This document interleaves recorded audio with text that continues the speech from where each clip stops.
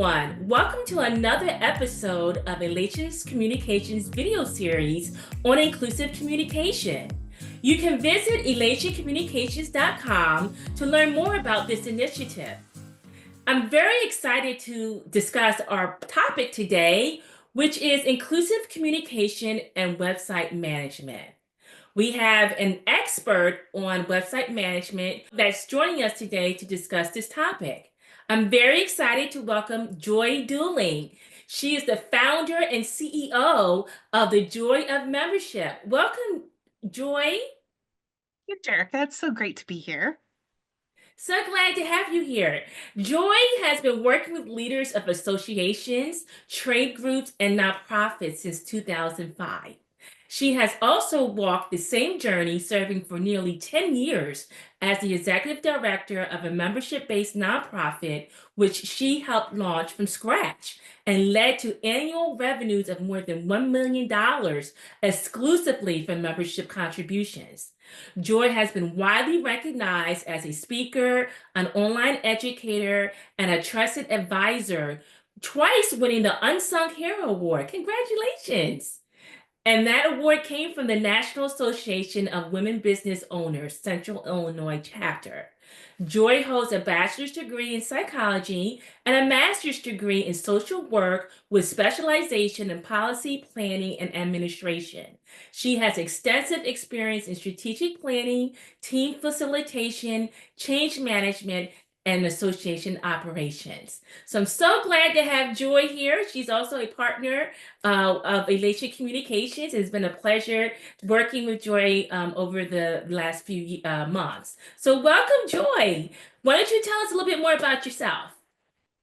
Well, it's always so strange to hear your own bio. Back to you, but I've been doing this work for 2 decades, working with associations. And the newest thing that I have been involved in is launching a membership software platform called Journey Care. So that's kind of led to our conversation today, where I've really been actively involved in how do I make this website software platform um, meet the needs of associations and nonprofits. How can I help them support their mission and their communication strategies as they're trying to do inclusive communications? Thank you, Joy. And I have to say, Journey Care is a great invention. I actually have learned and was trained by Joy on how to use it. It's very user-friendly and addresses all the needs of an association. So I'm very excited that you're talking about Journey Care. Maybe you can share more about that with us a little later. So let's jump into the questions as relates to inclusive communication and website management. So when we think about inclusivity on a website, what are the first key elements to focus on? So I think the first thing that you need to focus on is the fact that when we're dealing with inclusivity and accessibility on a website, it's very broad. One of the first questions I tend to get when I start working with a client around their website design is they'll ask things about their color scheme. Is their color scheme accessible? And inclusivity on a website goes so far beyond a color scheme. It's visual elements, it's auditory elements, it's motor elements, it's cultural elements, it's language. All of those things come together to determine how inclusive your site is going to feel to the people who are visiting. So I think that's the first thing, is to know that you kind of have to step back and look at it big picture. So that's the first thing I would encourage people to do. Beyond that, I think that the best place to start is to look at what your website platform can do, like by default. A lot of organizations are not leveraging the functionality of the website, as they have it today. For example, there are things like in our platform, we can, every time someone chooses a color, it gives them a score of, how good the contrast is. It will scan and say if there are missing image tags. It can use AI to tell you if your making your sentences too long and too complicated and things like that. So just looking at what your software can do is the best place to start. Hey, well, that's a very good tip, Joy. So let's move on to the next question. How can web content creators make sure that their content is accessible to people with disabilities? I think there are some great audit tools out there. You can look at running content through AI, asking the question about how easy it is to understand, what's the grade level on the content that you're writing. You can look at tools like Accessibility or Userway and have it scan your website to see what sort of issues there are. But then outside of that, there are, things that you can look at like font size and is the information structured in a way that makes sense, that someone can follow? Do you offer multiple formats for your content? So, having video content is great. It's very engaging.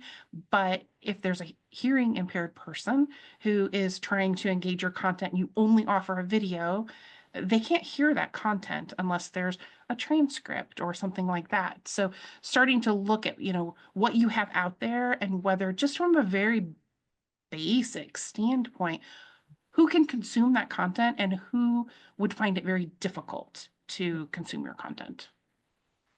Joy, thank you. Actually, you're raising some great, I want to say, insight on using what tools are available to especially scan what's existing, to make sure it is compatible. And most people don't take time to do that. Just it's so focused on execution. They're not, scanning or kind of double checking. So those are great insights. I think, as you're saying, may be tools at people's fingertips that they're not taking advantage of. So, thank you for that. So, how can content creators ensure that website text, images, and multimedia are all culturally and socially inclusive? So even if nobody actually says it out loud, the natural inclination of human beings when they're engaging with a website is, they're asking, is this for me? They want to know, am I going to fit in with the community here? Is this the right product for, my lifestyle and my beliefs and my culture? Is this reflective of my values? So, as you're putting together your content for the website and thinking about expressing your message, you want to make sure that that reflects your audience. I always ask my clients to look at the images on the site and make sure that the people who are coming to that site would see themselves in it. Mhm. So, if you want to be attracting a diverse audience, do you have diverse imagery? Do you show people of color? Do you show, persons who have disabilities? You need to visually show them that. You need to have different formats for the content that you're putting out. Like, we mentioned the video content earlier, videos and audios and things like that. And, do you have different formats that people can access that in? Do you have um, language tools for translation? Just the more that you can give people different formats, the more likely it is that you're going to be able to address those, you know, special, special requirements or just making people feel like you were intentional and thoughtful about preparing the content for them.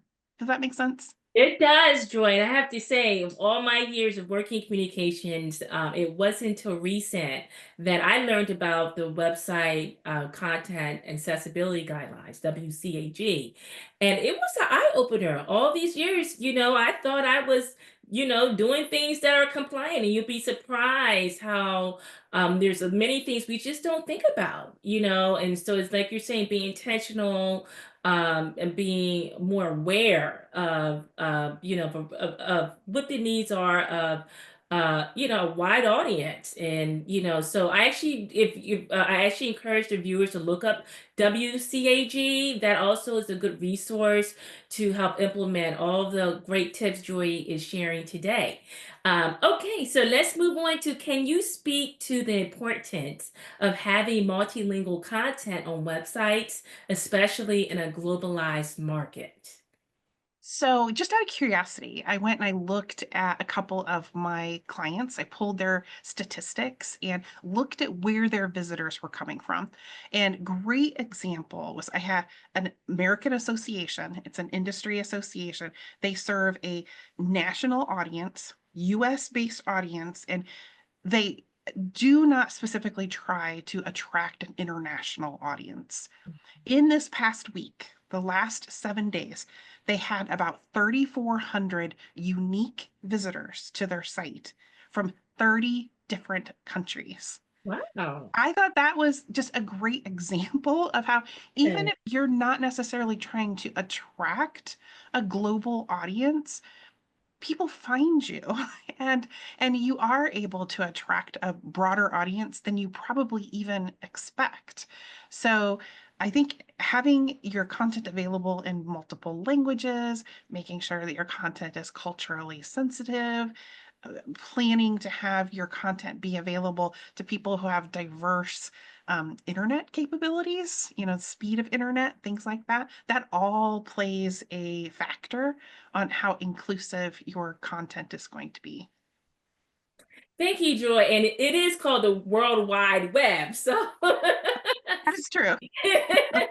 so, but you're absolutely right. I mean, yeah, whether we like it or not, if we're on the web, we are essentially accessible by anyone in the world. So, that global mindset, does challenge all of us, I think, to think differently in how we execute our website management.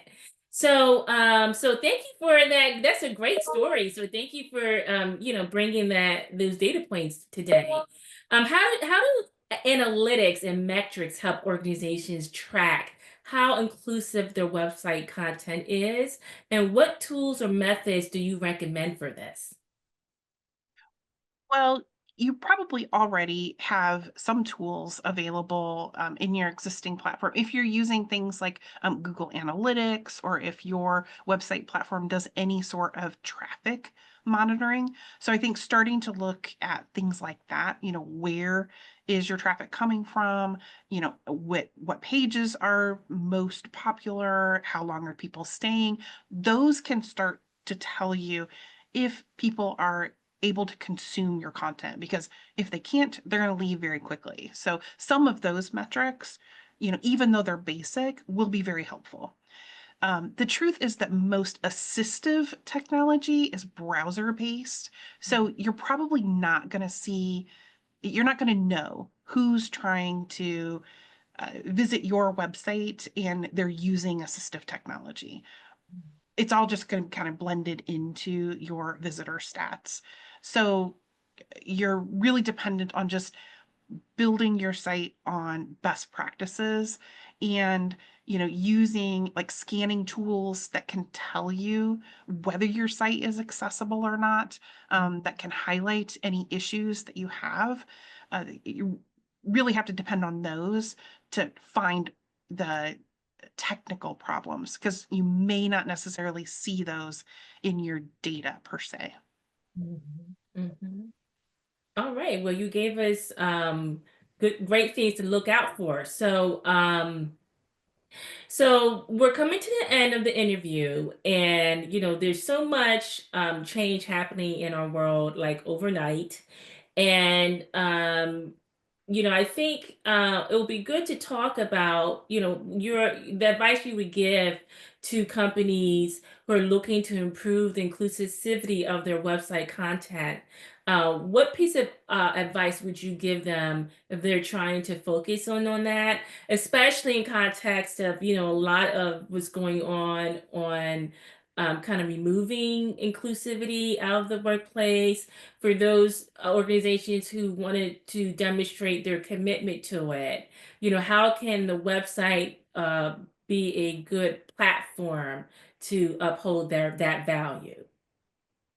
Well, I think recognizing that it is not a one and done sort of thing, that making your website inclusive is an ongoing process.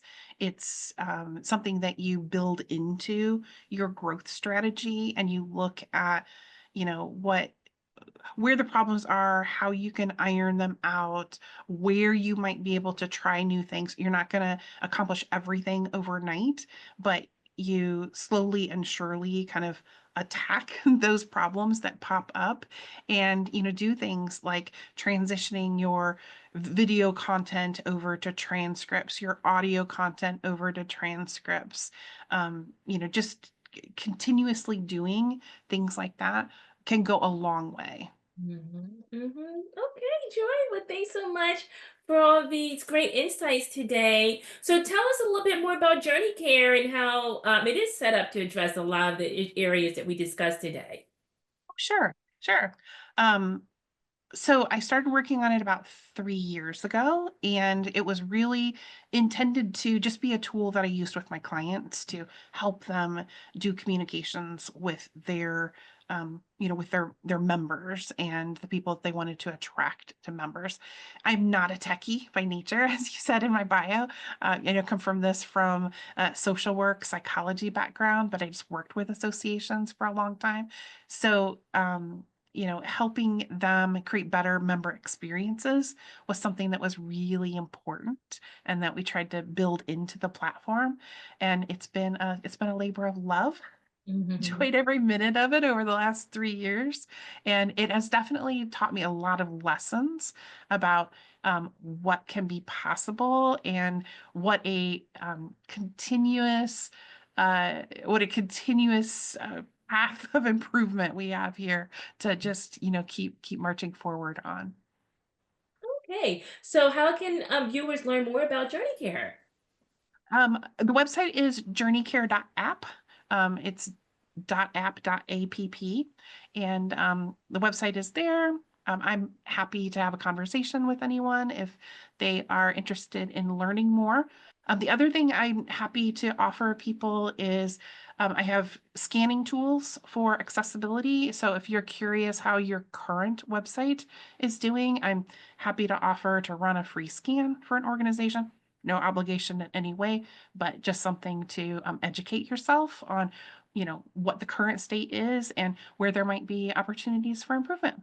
Okay, well, that's a great offer and tool. So thank you for making that available to the viewers. So Joy, we're so happy you were able to join us today. We hope to have you back again soon. I would like to thank the viewers for tuning in to another edition of Inclusive Communication. Again, you can learn more about our initiative at elationcommunications.com. You can follow us on Instagram, Twitter, and Threads at Jerica Talks, on YouTube at Elation Communications, LinkedIn at Elation-Communications, and on Facebook at Elation Comms. And until next time, become an inclusive communicator. Thank you.